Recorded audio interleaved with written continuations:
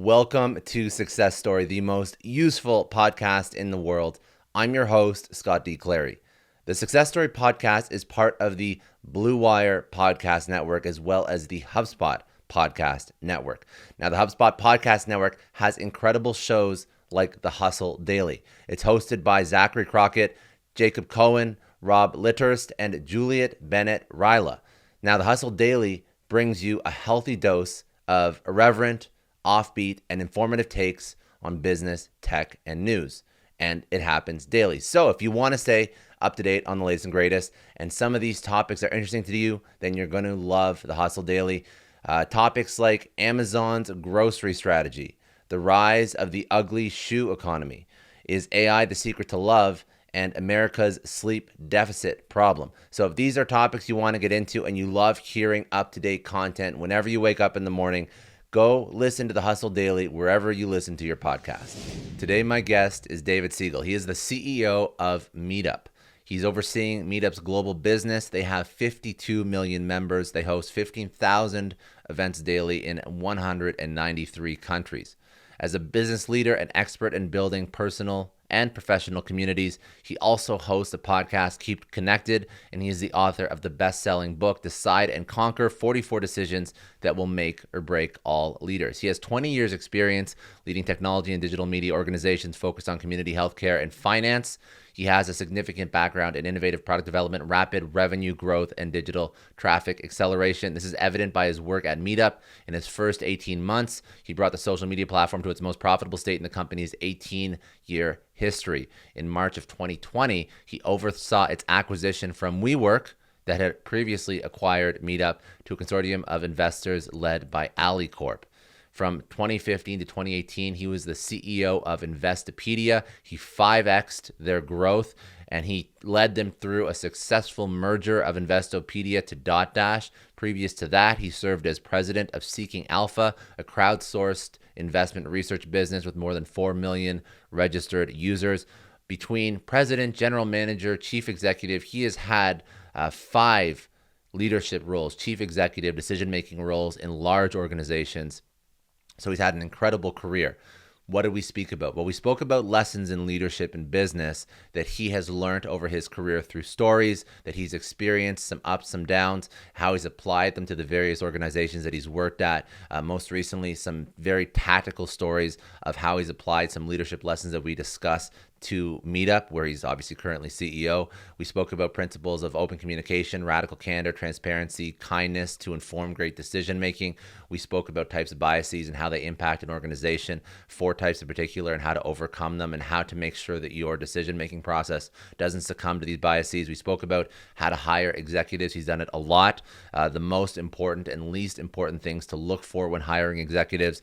We spoke about his decision-making process to make effective, speedy, meaningful, and hopefully correct decisions. And we also spoke about his prioritization and de-prioritization framework, which is ultimately the most important framework that he deploys to be successful and to decide what he should even focus on, let alone make those decisions. So some great business stories, some lessons, some very tactical things based on all these different leadership lessons that he's learned over his career and how he actually executes them in Meetup. So if you want to learn from a really great tenured executive, you want to learn how he operates his business today, this is a great show. Let's jump right into it. This is David Siegel. He is the CEO of Meetup.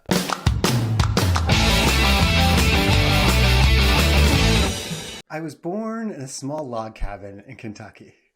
Don't worry, we'll get a lot faster now. I was not born in a log cabin in Kentucky, but I was born in Kentucky on an army base in Kentucky. Now let's fast forward. Grew up in the New York metro area, upper middle class, amazing parents, incredibly lucky to have the loving household that we grew up in. Had really like the standard high school experience where I was kind of like a little nerdy, but not nerdy enough to be like super duper smart, but nerdy enough to hang out with the people who were really smart and okay in sports, enough to hang out with people who are really, really good in sports, but always like at like the lower end of each of those different areas. And maybe that's why I became like a particularly competitive person. But anyway, I would say the most important, probably professional opportunity that I had in life was after graduating college, I worked in consulting, and my biggest client was DoubleClick. Now, DoubleClick at the time, most people don't know this unless they're like 35 or above. DoubleClick was the internet website. All advertising came through DoubleClick. Most advertising on the internet came through DoubleClick. Made the internet free. Google acquired DoubleClick for like $3 billion. And over 200 different CEOs of internet companies have come from DoubleClick. So I was very lucky at about 24 years old to become a director, actually, at DoubleClick. And I did that. And that one experience when I was really quite young, a couple years out of college, had an impact in my life. To fast forward, and I could rewind back a little bit to when I became CEO of Meetup and WeWork was imploding and WeWork owned Meetup. The person who I went back to 20 years later after having built a relationship was the CEO of DoubleClick at the time to acquire Meetup out of WeWork. So I could fill in the gaps in the middle, but a lot comes down to kind of those early experiences that I had. And then just, the quick bio is I was at one point president of a site called Seeking Alpha, one of the largest financial education sites. And then I became the CEO of Investopedia. For about 4 years, we sold that company. And then Adam Newman came knocking on my door for WeWork. And it was an opportunity I couldn't refuse. And that's the origin. Dude, that's an awesome story. And you've done a lot too. So where do you want what would be some of the most interesting pre-meetup stories? You can pick a few. I know there's a lot. Investopedia, those are names that people know, and plus probably some at DoubleClick too. So pick some fun stories that I would say were like key points, defining points in your career that allowed you to speak to some of the things that you speak to in your book, some of the leadership lessons. Those were not just thought up overnight. So there's things that you learn, there's people you worked with, there's good times, there's bad times for sure. So go into some stories. I love stories. We'll do a good story and we'll do a challenging story. So we'll do both of those. All right, deal. Take it from there. Good story. So after DoubleClick, I decided to go to business school. And I was in Wharton for business school. And I didn't want to do the standard like investment banking consulting thing because just that's boring. I had a dream job. And my dream job was to become the assistant to a CEO. To be like the right-hand person, not to get the coffee or whatever it is, but like to work on board decks and work on strategy and just learn from really, really smart people. So one night at business school, a couple months before graduation, I decided I was going to go on a blitzkrieg of like sending out insane numbers of emails. I stayed up all night. I kid you not, I figured out what the email addresses were for all these different companies like at D Siegel, David.Siegel, David_Siegel, whatever the email address happens to be. And I sent about 10,000 emails to every executive for about 100 different companies and said, I want to become the assistant to the CEO. Great. I ended up having conversations through that with and connections with David Stern, the commissioner of the NBA, National Basketball Association at the time, Ken Chenault, the CEO of American Express, all these just like David Nealman, the CEO of JetBlue, all these companies that like were amazing companies.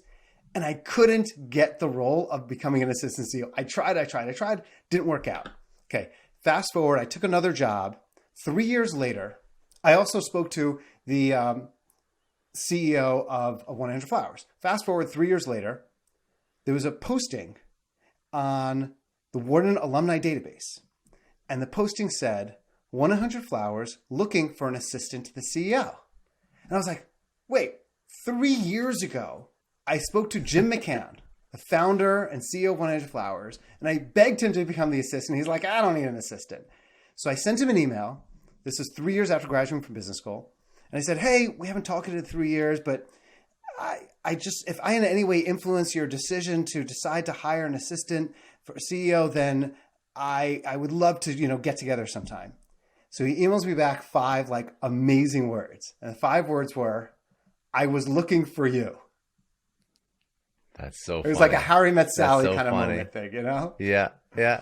It's that's a lesson in and of itself. That like how everybody gets somewhere in life. There's this book by Alex Banyan, and he interviewed a whole bunch of like executives. Like he interviewed I'm blanking on the names now, but like very, very notable people. And there's always like this third door. Like there's like the front way and the back way that you can get something done. Then there's like the third door, like the other opportunity where like when people like think outside the box and figure it out. This is what you're doing. This is exactly what you're doing. It sounds surprising, but there's not a single job that I've gotten. I've had 7 jobs that existed beforehand. I love Every job was like a Okay. job I created, except for a CEO role that kind of had existed beforehand because companies need CEOs, right? So, but it's the reason why I think that's an illustrative comment in terms of decision making is, number one, when you're making decisions, you have to think about how are you creating options for yourself? Are you limiting the number of options for yourself and making a decision? Now you have fewer things that could happen to you in the future, or are you creating options for yourself that could end up resulting in you just getting lucky at some point in time? And I actually believe, as crazy as it sounds, that you can create your own luck by making decisions and having enormous numbers of volumes of conversation, that lucky stuff just ends up kind of like happening to you. And people are like, oh my God, you're so lucky. I can't believe it. Well, am I lucky? Yes. But I also had 10,000 little points out there that would create situations where I could end up becoming lucky. So how do you make decisions that create many different options for yourself so that luck ends up happening to you? Smart, very smart. Okay, so that was great. So that's a good story. So how did that work out? Where did that place you after the assistant to the CEO? Did you take it? So it changed my career, honestly. So I met with him. He ended up hiring me, not for that role, a made-up role called Vice President of Strategic Initiatives, which is usually like some person on their way out of life. Title. Like, we don't know what to do with you, so you're going to be Vice President of Strategic Initiatives. Oh no, what does that mean? But I was like early days. So I did that. And they're like, we'll just figure out what you're going to do. And by the end of 4.5 years at 100 Flowers, I was running all mergers and acquisitions for the company, a lot of shared marketing services, international operations, just a whole bunch of other things that, just kind of took on over time. So it really helped to make my career and was great opportunity to learn from some very smart people. Okay, now I'll tell you I have so many like crappy stories. Okay, so if I have to just ask, is the bad story a WeWork story? Whatever you want. I got lots. I don't know, because I just figured there was I figured there was a story with WeWork. Oh my God! Like there's not a story. No, I got like 100 stories for WeWork. Okay, here's a story for WeWork. So. This is a crazy story.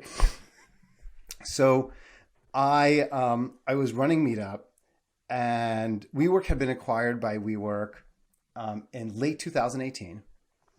And everyone at Meetup had WeWork stock. That's the only stock that they had when I came in.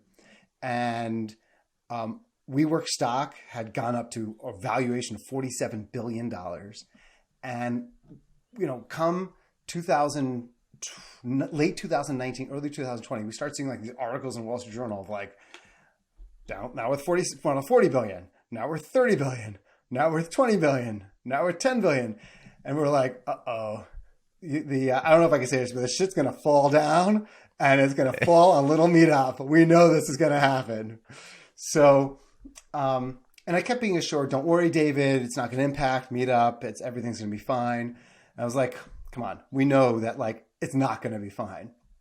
So I was also coincidentally, it's kind of a random thing for like the death of a company. I was actually visiting my father's grave. Once a year, I visit him in a cemetery, and I get a call, and the call says, David, it's about to hit the Wall Street Journal that Meetup is for sale. Just total surprise. No forewarning, no nothing. And I'm like, oh my God, if our employees, our 200 plus employees, hear about this for the first time from the Wall Street Journal and from their friends, well, that's a great way for them to lose all trust in me, because they're not going to believe that I didn't know about it. They're going to think I knew about it, I hid it from them, and every time I try to convince them of something, they're going to be surprised. I hoofed it to Meetup. I quickly got a senior person at WeWork to meet me there, so they knew it was legit. Called all of our employees for an emergency meeting. I started telling them that, Meetup is about to be for sale. Within like 3 minutes of the conversation, every person's phone is like buzzing because Oh it my hit the Wall goodness. So Street you Journal, just caught it. and we Yeah. just caught it in time. And that's, one story, but I've got many other Adam Newman crazy, plane ride experiences or whatever that's out there as well. Yeah, no, definitely. Okay, so then but that was a difficult situation. What was the most notable negative or difficult time in your career that shaped you? Yeah. I had an experience in my career where I was like semi-catatonic in how deeply disturbing it was. So here's the experience, and it definitely helped to shape me. So prior to Meetup, I was the CEO of Investopedia. Okay. Investopedia is owned by IAC. The chairman of IAC is a very famous individual, Barry Diller. The CEO of IAC is Joey Levin, and I worked for them. We had an amazing success in Investopedia. I joined, the company was doing $11 million. It ended up 4 years later doing $35 million in revenue. So over tripled in size. One day, a senior executive, I won't say who, came into my office after 4.5 years being there, and he said, "David, we just sold Investopedia." And I was like, wait. I'm the CEO. How did How you did you sell do it? that with no due diligence, without any companies wanting to talk to like the executive team? Who Yeah. bought us? What happened? And like, don't worry, David, we're going to take care of you. We got a really, really good price for it. And you're going to be happy financially. I'm like, no. Forget the financial thing. Like, what happened here? And basically a sister company of IAC called Dot Dash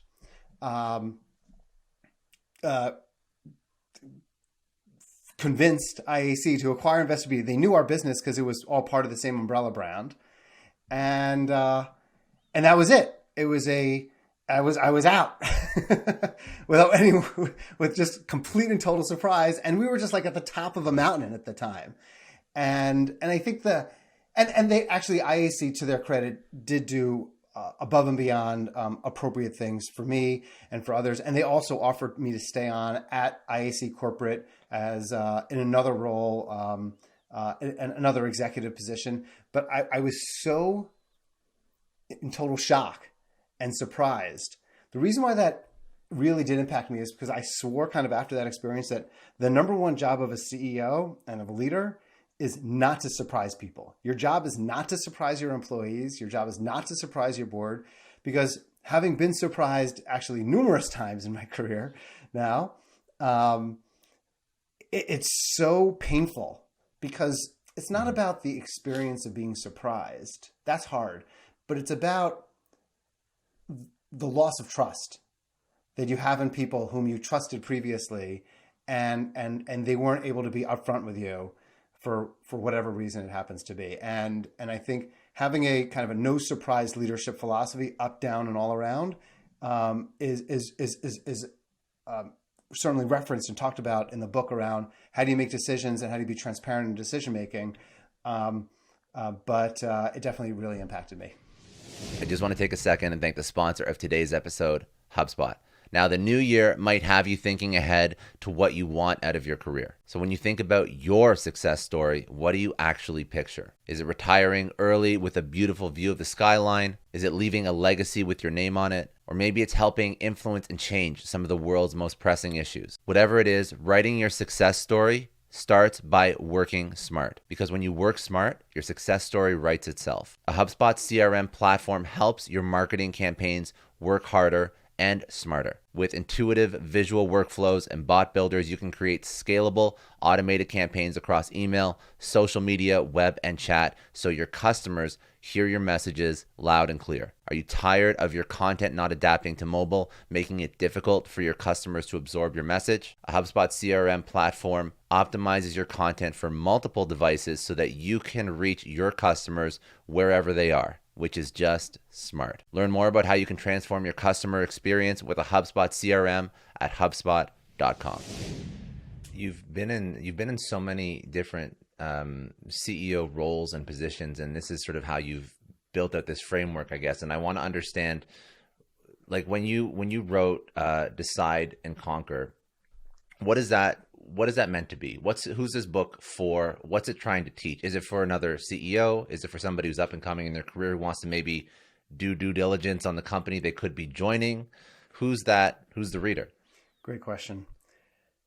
The reader is for both leaders and aspiring leaders, is what I would say. If you don't have an interest in ever being a leader, it's really not a book for you. And what I found is that there's a number of principles that exist out there, because as a leader, you're making like hundreds of decisions every single day. Even deciding not to make a certain decision and to empower someone to make a decision is definitely a decision, right? So you're making hundreds of decisions a day. And what I wanted to is I always wanted to kind of write a book. I teach at Columbia, so I love kind of teaching and education. And it was always been important to me, but I didn't want to write these boring, like, textbook kind of books with just like the 5 principles, this, the 6 principles, that, whatever kind of stuff. I wanted to be a story where that was riveting. And through the storytelling, you end up kind of learning a ton around kind of smart decisions that you could ultimately make to become more successful. So it's for that audience. And, things like, how do you think about whether a decision is a trapdoor decision, meaning you can't change it, which most people think many decisions are trapdoor decisions, when in fact you can change lots. You can't change like whether you're going to, after you have a kid, like that's a trapdoor decision. But most decisions are incredibly changeable, and people are so fearful of oftentimes making decisions because they think they're trapdoor decisions when they're actually not.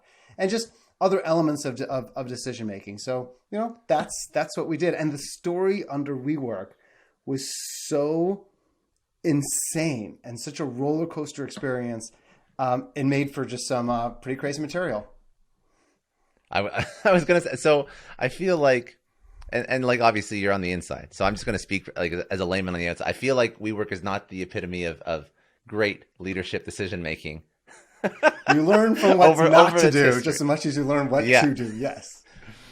So you've been, how many like chief executive roles have you held over your career? Well, so I would say this is my third president or CEO role. And if you include general management positions, then it's my fifth. So what is, obviously you have some experience with this. So what is the definition of a leader in a business context, and what is the most important trait for a leader? Oh, wow. Okay. So let's go backwards. The most important trait for a leader, from my perspective, is understanding that your role is to enable the success of everyone around you. Is to think about the reverse organizational chart, where like the leader is on the bottom of the chart, not at the top. Your role is to support and enable the success of all the executives. And the executive's role is to support and enable the success of their managers, and manager's role to enable the success of individuals. My role is not to succeed myself. I don't need to succeed myself. I need to enable the different people on my team to succeed. And guess what? Then I succeed. But that's my job, is to enable everyone else to succeed around me and do whatever is necessary. Sometimes it means letting go of people to enable them to succeed, actually. To me, that is the most important role of a leader. Support the success of those around you. Now, I agree with what the role of the leader is, and I want to understand your opinion about how to do this tactically when there's interests of other parties that maybe prompt different decision making. So, for example, when you were acquired at Investopedia, obviously there were certain stakeholders that were making that decision because they thought it was for the benefit of those stakeholders or even shareholders. But in a business environment, how do you align that leadership principle, which I agree with the expectations of shareholders, for example, or owners or whatnot? Because that's a fundamental thing that I think I always see causing conflict. Everybody agrees what a good leader is, but nobody knows how to do it when their board and their owners feel the need to do things differently, for example, that obviously drive ROI or whatever that metric is, right? Good. Okay. So to me, the golden rule is all about transparency. Meaning, if I am told by my parent company or by my board transparently, you're not doing a good enough job, you need to focus on this, not that, etc., or I transmit that information to someone else, aligns interests in a lot more effective way than if information is withheld. The biggest challenge oftentimes, and why there's lots of misalignment like you're referring to, Scott, is because a board will have access to certain information, like, oh, a company wants to go public, or whatever or we want to sell this company, whatever the incentive is for the board. And the management team or the employees have a completely different incentive. And then there's tension and there's problems because people there's asymmetrical access to information. The more that a leader can ensure that there's as consistent information as possible so that the most junior person and the board member knows the same thing, the better. And you could say, oh, David, that's unrealistic. We share all of our financials with every employee. Our board does not know any information that every single employee does not know and get access to. Is there a risk in doing so? Can that employee take screenshots of like our financials and post them on wherever? Reddit? Yeah, they can. And there's a risk. But the reward of having alignment and incentives and priorities because you're brutally transparent is, the way to go. And it goes with managing someone. You need to be transparent. If someone's not doing a great job, it's not nice to them, not kind to them to like say, don't worry, keep it up. Everything will be okay. And then surprise them later on.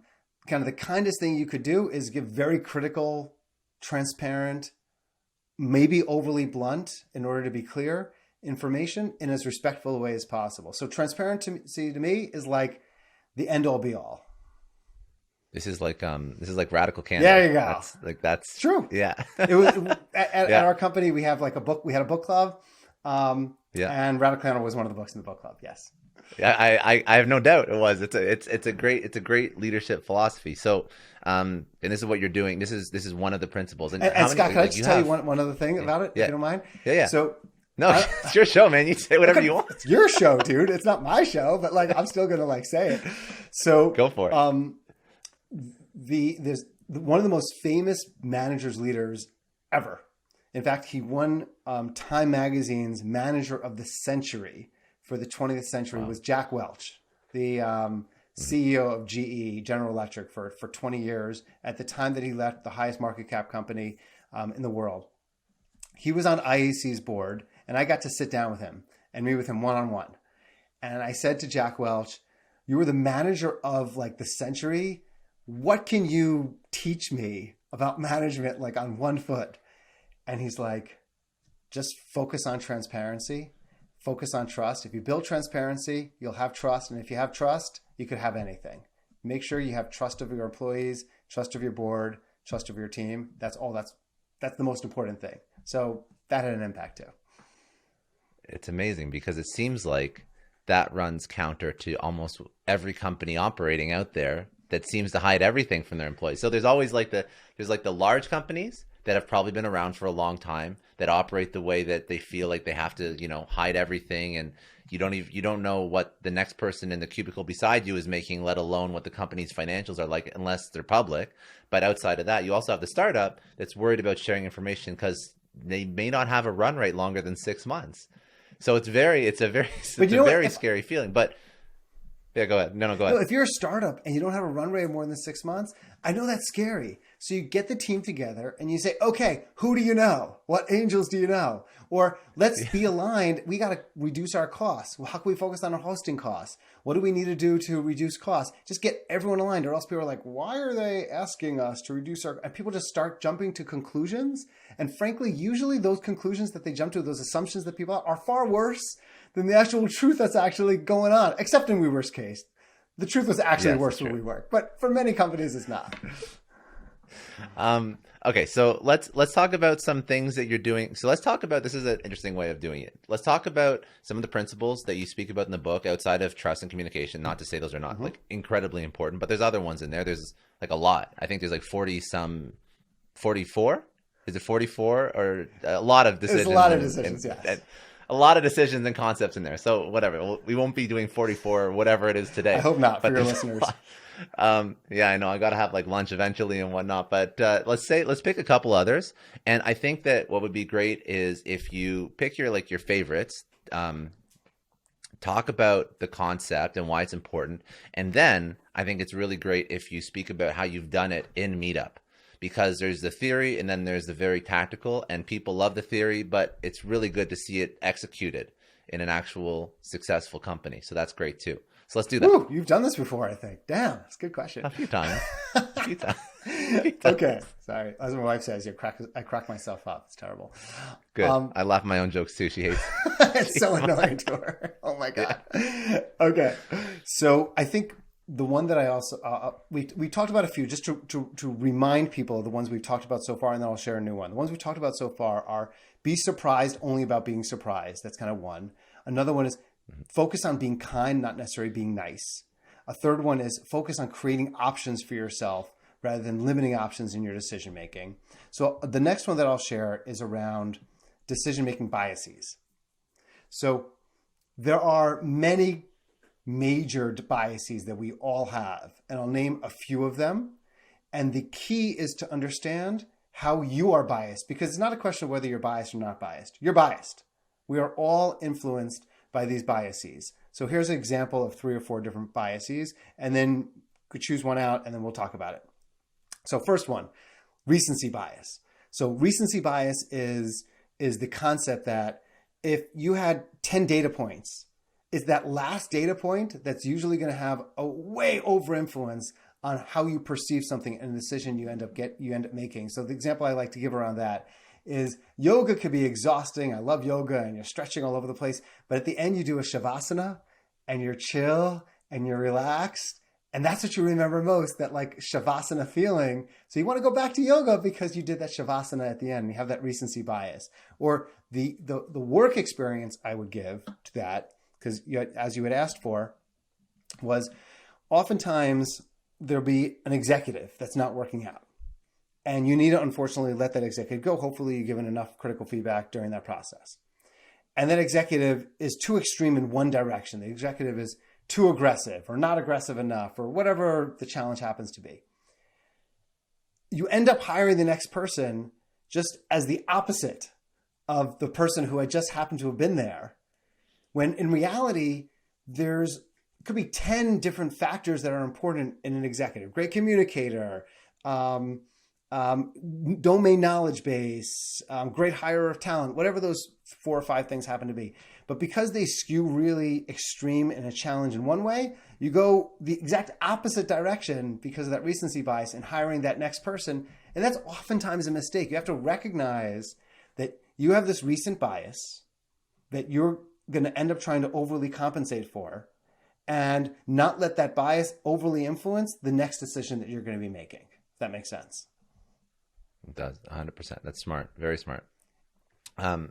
So we have biases. So we can go through a few more. Sure.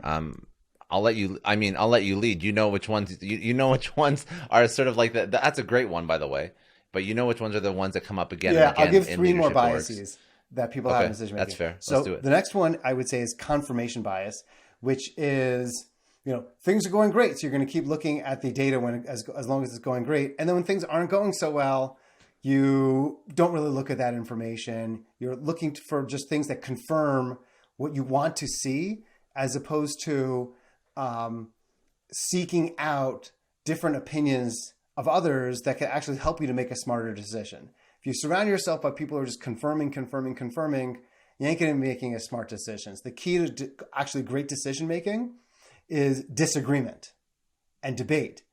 And the more disagreement and debate that you have, the less confirmation bias you're going to have, the better decision you're ultimately going to make. So I'll give you an example of what we do at actually a bunch of my different companies, but certainly at Meetup, which is when we come into a meeting, we don't just come into the meeting and talk about something. Prior to the meeting, we have someone create a Google Doc.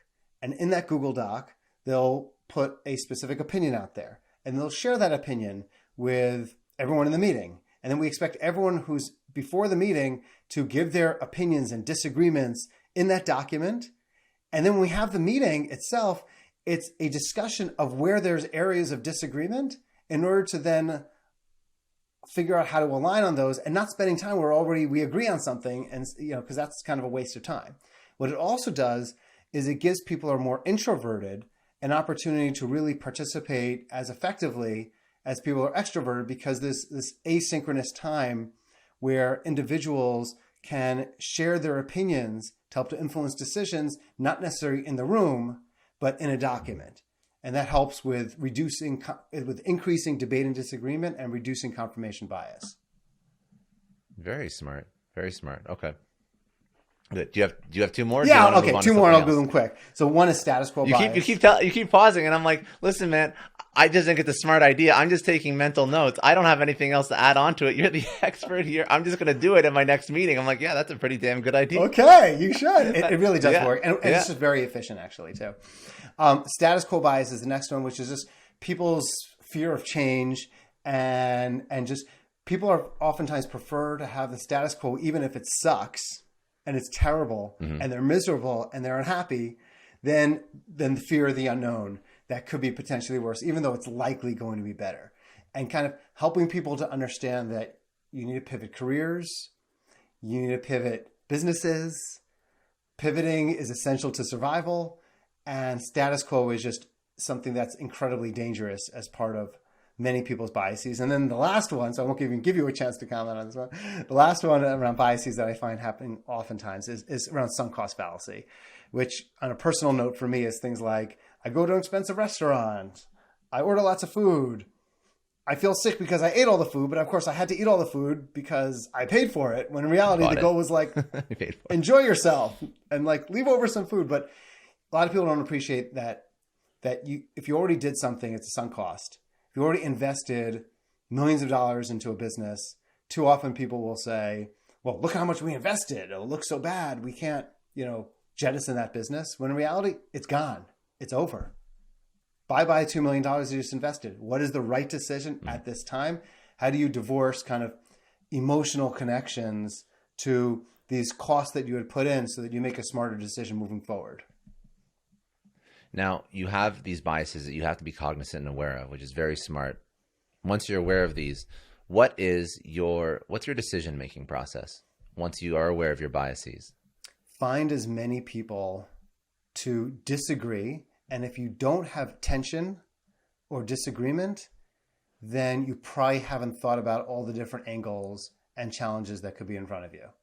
And only then... How do you do that? Oh, go ahead. No, how do you do that? I was going to say... how do you, well, especially because unless you have an extreme amount of psychological safety in your organization, people are not comfortable. But you nailed it. At all. You nailed it right there. I mean, you need to create an environment where people understand that the best thing that they could do to quote unquote look good and to help is to actually disagree. I have people on my team who will say things like, I don't know if I even agree or disagree with my disagreement about to say, but I'm going to disagree now because I know that that's actually helpful in the decision-making process. And the key is that when someone does disagree, you have to hold that up to a high, you have to say, thank you. You are so right. The moment that I as a leader become defensive when someone's disagreeing is the moment that you're kiboshing the ability for people to feel safe and to disagree. And then what you're kiboshing, essentially, I've never said that word twice in whatever sentence, then what you're kiboshing is the ability to actually make smart decisions, which is a serious problem since kind of life and business are all about kind of one decision after another. And as a leader, do you hire for that particular personality? Is that something that you look for when you bring a new exec or anybody on? I can't say about anybody. I would love to say anybody. I would love to say that because I'm not interviewing. I'm interviewing my reports or sometimes the reports of my direct reports. And we do have values that we do interview for, like embracing change is a value that we interview for. And that's actually helpful. We have 6 specific values at Meetup that we interview for. But for people that are on my team, I do look for disagreement a lot. And I would say that there is a certain level of self-esteem, confidence, but not cockiness. That's really important for people, because if you lack self-esteem and you're scared to share your voice, then it's harder to disagree. my job is to then figure out how to get that disagreement out of you, because some people are more introverted and less comfortable doing that.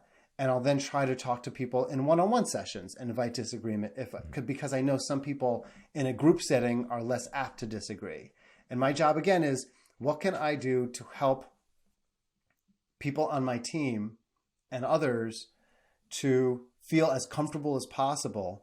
And that's just creating that kind of environment where you are praised for being contrary, but you also need to, at a certain point, obviously, be the appropriate soldier, not just continue to be contrary for contrary's sake either. Very smart. And a lot of the things that we just spoke about, they're things that you have to work on internally.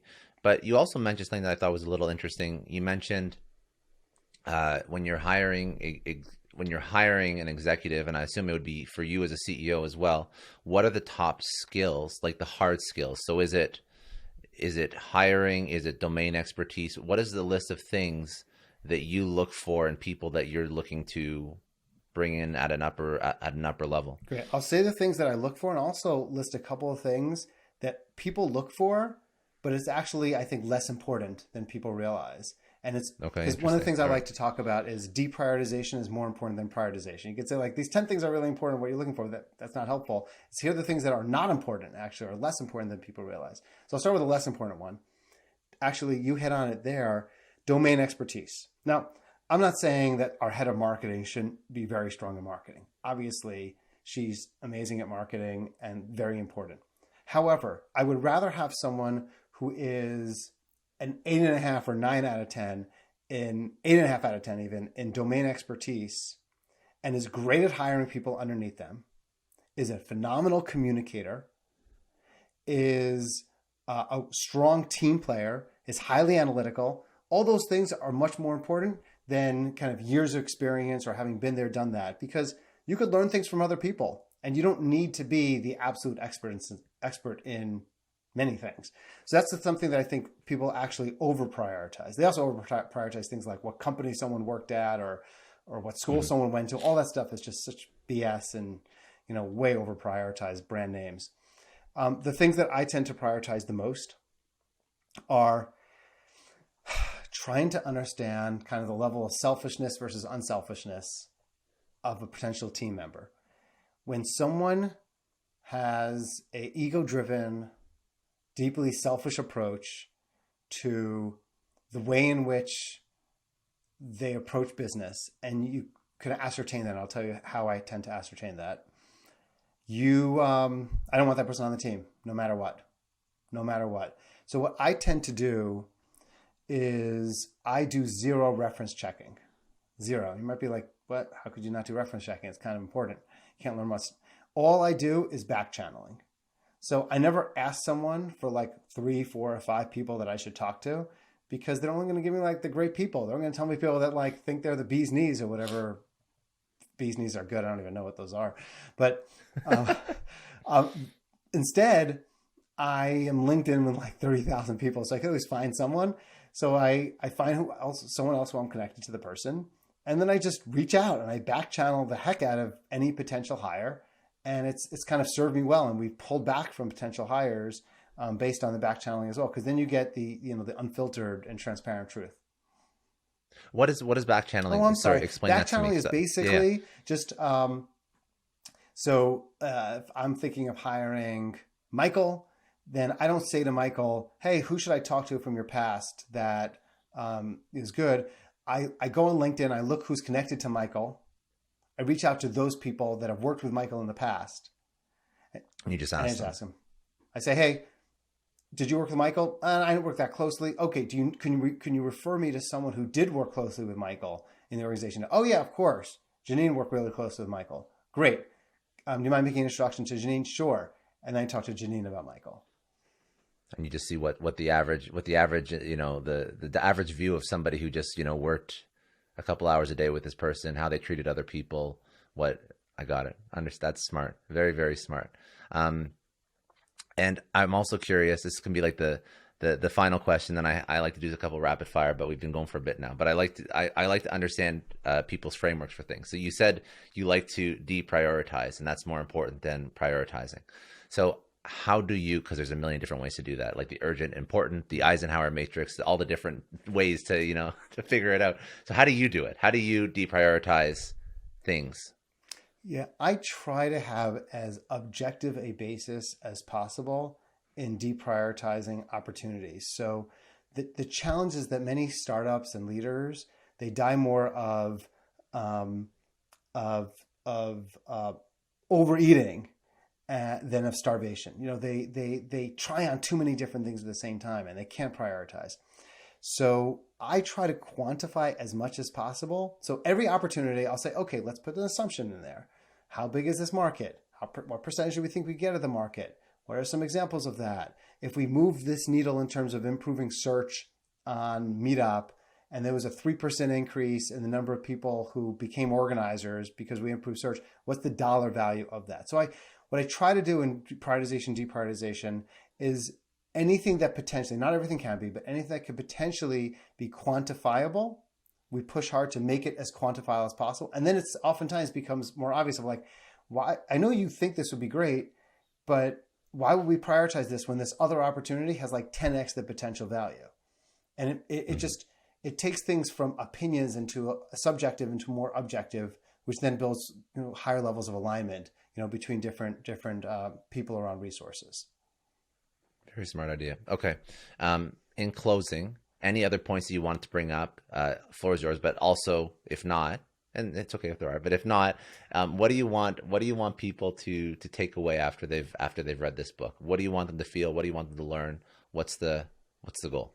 I think the number one thing that I want people to take away after reading the book is their careers, their life, their future is more in their control than they may realize.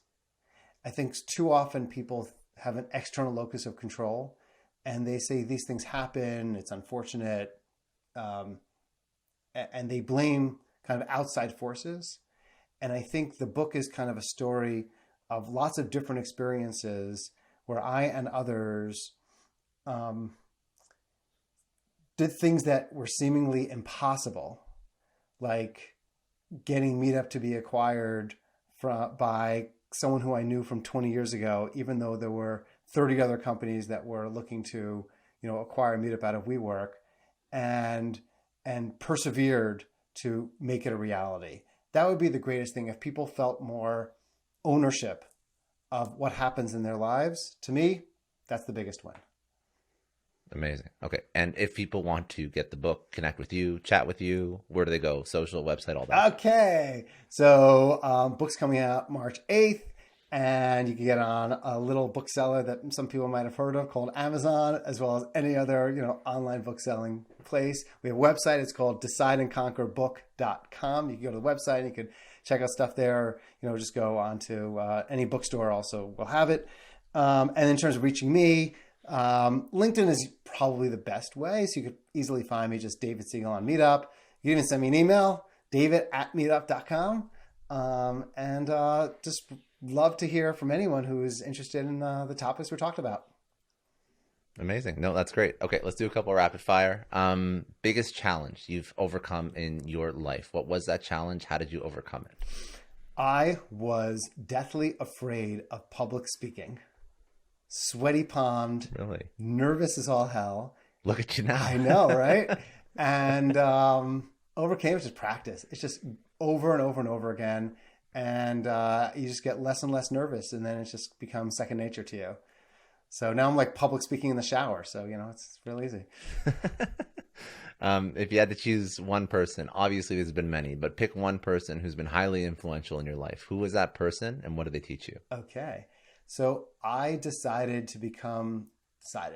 I set an ambition for myself to run a company because I saw someone who became my mentor. His name is David Rosenblatt. He's the CEO of First Dibs, and he's on the board of Twitter and IAC and a bunch of other amazing companies. And he just took me under his wing. And I used to meet with him weekly or every other week. And still 20 years later, whenever I have an important career decision to make or life decision to make, not just career, but life decision to make, he's always there and he's always supportive of me. And, he's had a big influence on me and my family. Amazing.